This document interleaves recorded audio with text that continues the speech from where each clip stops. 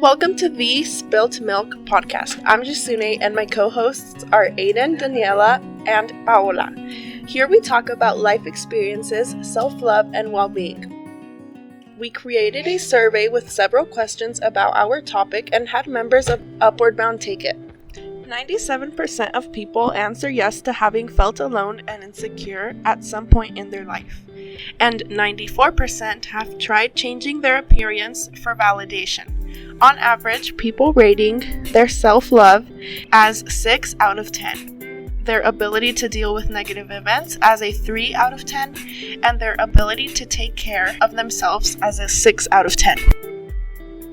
So ask yourself, are you really okay? In our first segment today, we have two special guests, Aiden and Daniela. First, we'll be interviewing Daniela. Hello, Daniela. Welcome to our podcast. It's nice to have you here. Hey, thanks for having me here. Of course. So how you been? I'm good. Thanks for asking. Tell me, what experience made you focus on your well-being? What really inspired me to focus on my well-being was wanting to be happy and not feel lonely anymore. You get me? It really all started with my motivation and how I wanted to take care of myself. Is there a certain event that made you realize you needed to take care of yourself? At a point in time, I had become really depressed and unmotivated.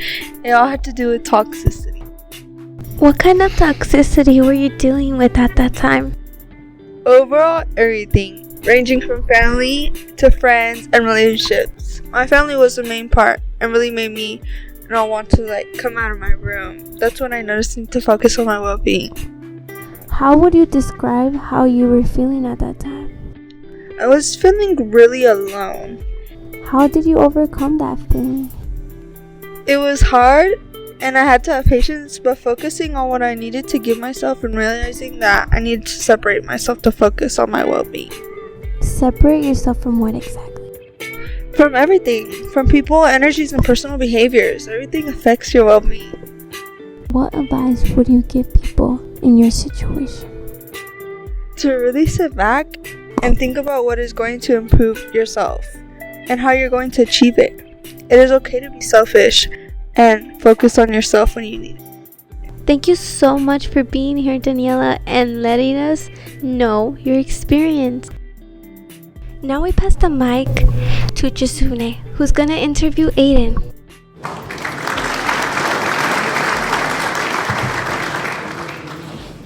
How are you feeling today? I am feeling alright. Thank you for asking. Tell us, what experience are you sharing with us about your well-being? The experience I'm going to share today was when I was first going to middle school. I was going to a different school than all my friends from elementary school, so I didn't know anyone there, and I was pretty lonely for a while. How did you feel about being away from all your friends and being at a new school? Going from elementary school to middle school is a big change, and doing it alone just made it more mentally draining than it needed to be. I was also doing some special advanced program at that school, and that meant that the expectations were even higher than they would have been. For a while, the only people who spoke to me were those who had to for a project or something. Why don't you tell us how that made you feel when they would only come up to you to do schoolwork, but you wouldn't be making any friends? At the time, I didn't care too much. I would just focus on work and try to get it done. I wasn't too concerned about making friends at the time or meeting new people. But over time, I started to become more closed off, and it started affecting my mental health and my school performance. It was just mentally draining not having anyone around. How did you overcome the situation? There was a kid at my school who had his schedule changed, and we started having all the same classes. I think he saw that I was alone, and he just latched onto me. We became friends slowly, although I was still very closed off, but he introduced me to some new people, and I made a few new friends. Our circle of friends slowly started to grow. I slowly started feeling more comfortable talking to new people, and even made a few new friends myself, and I started to feel less alone.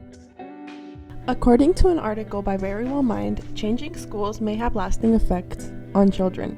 Research has found that kids who move frequently have fewer quality relationships as adults and are more likely to suffer from depression. They also tend to have less life satisfaction and lower overall well-being. Very Well Mind is a website about mental health disorders and psychology, and is written, fact-checked, and edited by many psychologists and psychiatrists. Some of the effects of changing schools may include loss of appetite, loss of interest in things of former interest, withdrawn from friends and family, sleeping problems, and academic decline. When we talked, you mentioned having these effects. Do you still have them to this day? If yes, how do you cope with them? I do still sometimes feel these effects. Whenever I am feeling withdrawn or losing interest, I just try to force myself to interact with people or do whatever it is that I'm not feeling motivated to do, because I do know that I need to do it, or that I will enjoy it if I just make myself do it. But even if I don't feel like doing it, I will regret it if I don't. As far as the loss of appetite and sleeping problems, I still have those sometimes, but I have kind of learned to live with it, and it's just been slowly getting better over time, and I don't have any academic problems anymore like I did. Sometimes it can be hard to deal with, but I have learned to get help from others when I need it. Thank you so much for telling us about your story. Thank you for interviewing me.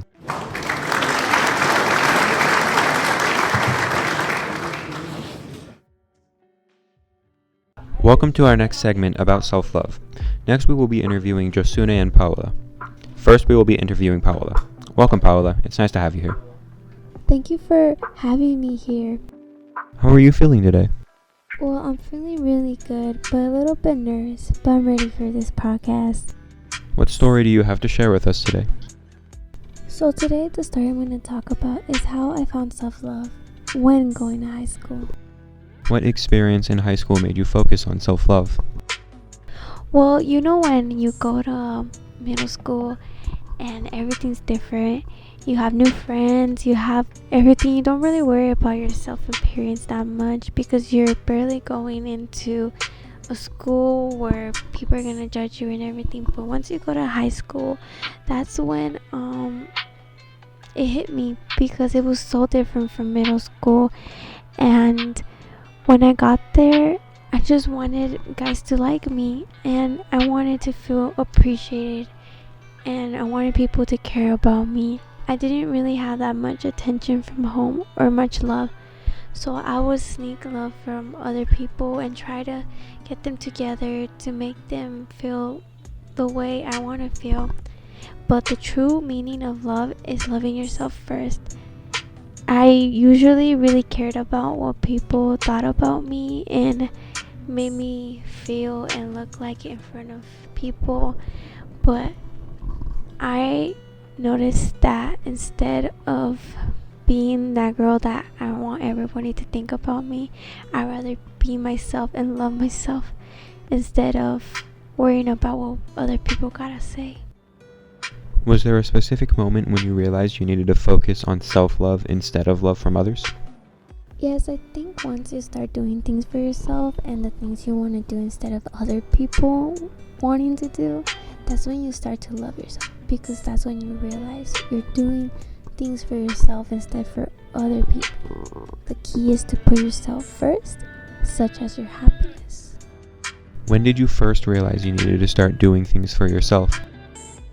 What made me realize I wanted to do things for myself was when I wanted to do something for myself for once, and these other people come along and try to convince me to go with them on something I really don't want to do. And that was hard for me because I really wanted people to be happy and enjoy and be happy, and I just went and did what they wanted me to do. Sometimes they left me out, sometimes they didn't want me near them because they just wanted me there when their friends were not there at that time. But that's when I choose to stand up for myself and tell them, you know what, I'm not gonna try to make you happy for you. I gotta go choose for myself. I don't care if I'm by myself, and I'm gonna choose things I want to be happy, which include things that I never thought I would do for myself and worry about what people thought about me. But it's better to make yourself feel better instead of making other people feel better. It's okay to put yourself first on things that people think is not okay. According to the Brain and Behavior Research Foundation, self-love is a state of appreciation for oneself that grows from actions that support our physical, psychological, and spiritual growth. Self-love means having a high regard for your own well-being and happiness, taking care of your own needs and not sacrificing your well-being to please others. It means not settling for less than you deserve. Self-love can mean something different for each person because we all have many different ways to take care of ourselves. Figuring out what self-love looks like for you as an individual is an important part of your mental health. The Brain and Behavior Research Foundation is an organization dedicated to research and funding about mental health and mental disorders. The organization is made up of many renowned psychologists. How did you feel when you started putting yourself first?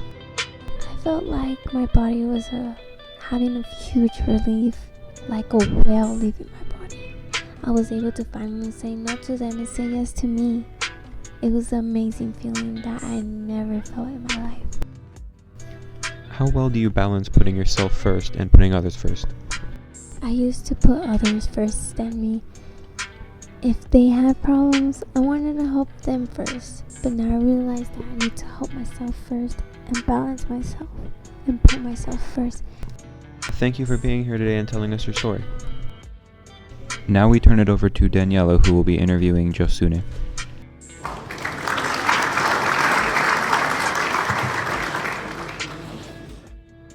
First off, welcome, Josune. Thank you for agreeing to be interviewed.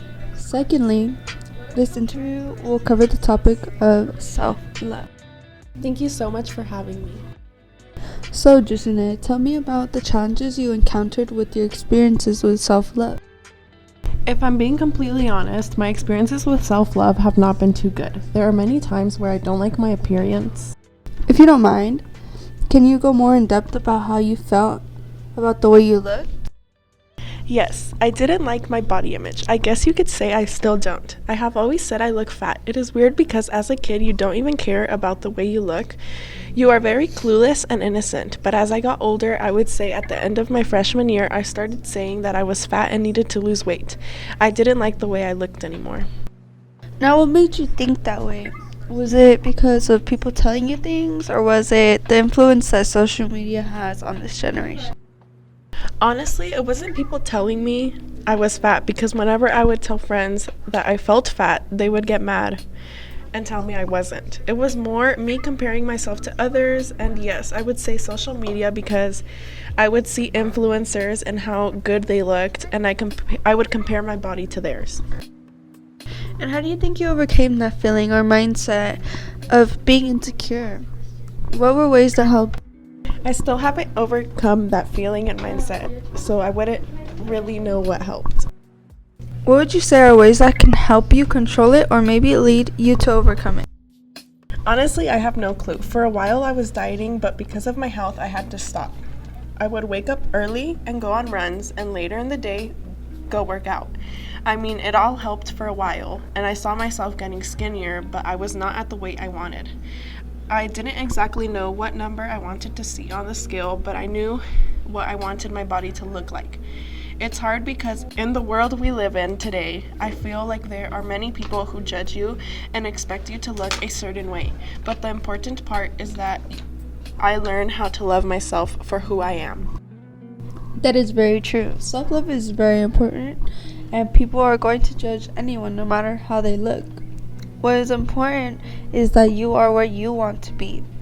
Have you ever considered finding ways to learn how to love yourself?